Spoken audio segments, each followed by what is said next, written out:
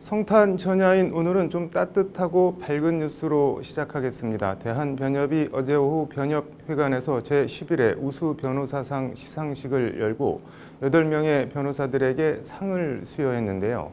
법률방송이 오늘 11회 우수 변호사상 수상자 8명 가운데 한 명인 홍지혜 변호사를 만나 얘기를 들어봤습니다. 직장 내 성폭력 문제나 양육비 미지급 등 여성, 아동, 소수자와 약자 인권 문제에 천착하고 있다고 하는데요. 장한지 기자가 홍지혜 변호사를 만났습니다. 서울 역삼동 대한변협회관에서 열린 제11회 우수 변호사상 시상식. 우수 변호사상 변호사 홍지혜. 변협 우수 변호사상은 정의와 인권, 법률제도 개선과 문화 향상, 공익활동 등의 영역에서 우수한 활동을 펼친 변호사들을 선정해 수여하는 상입니다. 정말 우수 변호사로 수상되셨다면 앞으로 내가 우리 변호사들의 모범이고 얼굴이 되어야 된다라는 생각으로 우수 변호사의 품위를 잘 유지시켜 주실 거라고 믿어 의심치 않습니다. 여러분. 서울 서초동 사무실에서 만난 홍지혜 변호사. 이찬희 변협회장 표현에 따르면 변호사들의 모범이고 얼굴이 된 소감이 어떠냐고 묻자 조금 얼떨떨하다는 답변이 나옵니다. 네, 정말 기뻤는데 어제 이후로는 좀 얼떨떨하기도 하고 또 좀 그때 협회장님 말씀을 하신 것 때문에 굉장히 막중한 책임감을 느꼈습니다. 앞으로 이름에 걸맞게 살아야 될 것 같아요. 한국여성변호사회 상임기획이사인 홍지혜 변호사는 여성가족부와 함께 전문직 여성 직장 내 성희롱, 성폭력 실태조사와 대책 마련을 하며 주도적인 역할을 했습니다. 의사나 변호사, 기자 등 이른바 세 보이는 전문직 여성들도 그런 일을 당할까 싶지만 조사 결과 응답자의 절반 정도가 성희롱이나 성폭력을 경험했다는 답변이 나왔다고 합니다. 업계가 좁다 보니 오히려 피해를 더 드러내지 못하고 쉬쉬하게 되는 측면이 있다는 것이 홍 변호사의 설명입니다.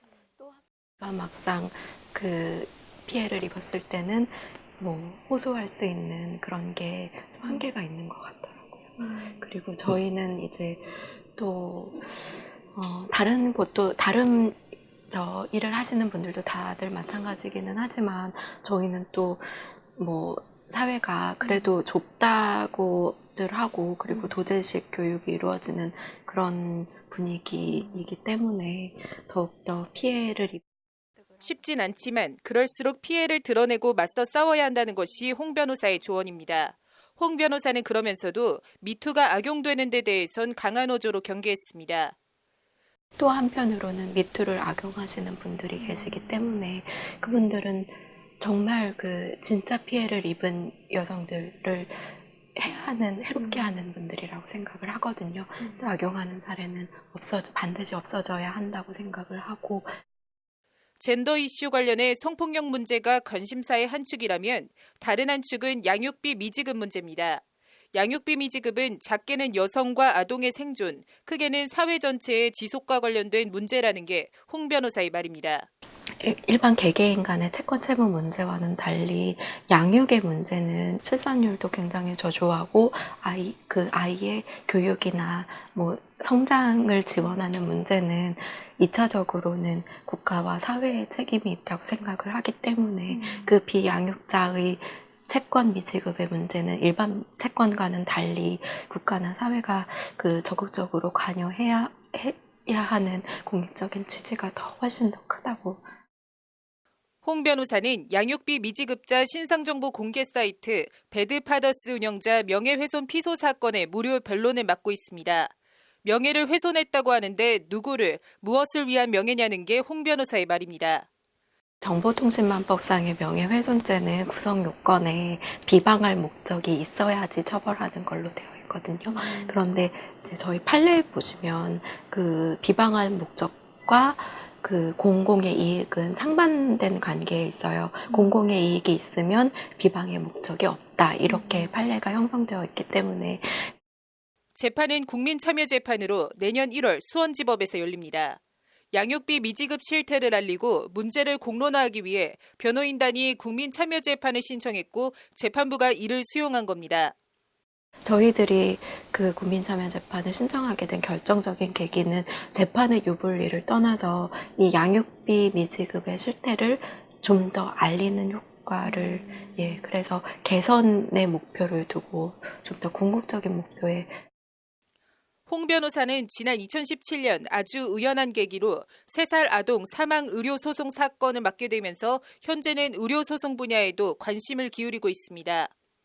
정말 우연한 계기로 의료소송을 맡게 되었는데, 그 사건은 3살짜리 어린아이가 아동병원에서 그 항생제를 투여받고 바로 의식상실이 와서 결국에는 뇌사로 사망한 사안이었는데, 그 사건을 진행하면서는 개인적으로 다른 여타의 사건과는 좀 차별성이 있었고 굉장히 보람을.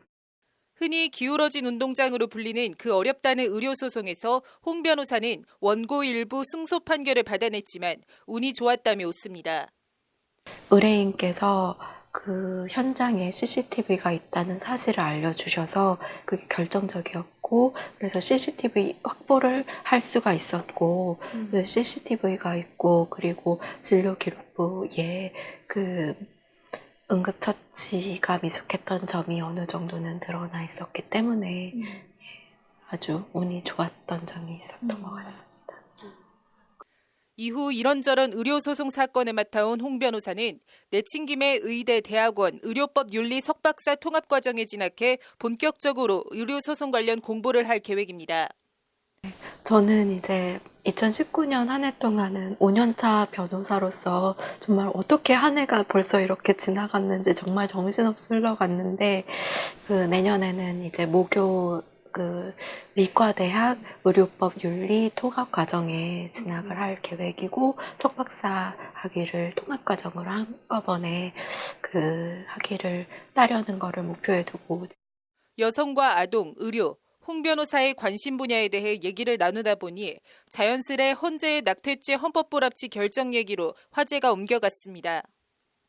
간혹은 이제 낙태죄가 아예 이제는 전면 폐지돼서 낙태가 전면 허용이 된다 이렇게 오해를 하고 계시는 분들도 계시는데, 그거는 아닌 게 분명하니까요. 그 낙태가 뭐 아주 피치 못할 사유는 분명히 있다고 저는 생각을 하고 있고, 그럴 경우를 제외하고는 생명을 경시하지 않는, 생명을 가급적이면 최대한 존중하는 취지로 좋은 방향의 개정이 이루어졌으면 좋겠습니다. 내년이면 변호사 6년차.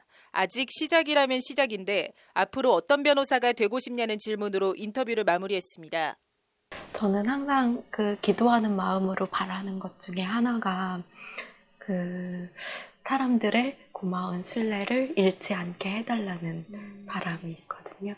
저의 아주 큰 욕심이라면 저를 아는 분들이 저를 아주 전적으로 신뢰하시고, 그 변호사라면 나는 믿고 맡길 수 있어, 이런 사람이 되고 싶습니다. 법률방송 장은지입니다.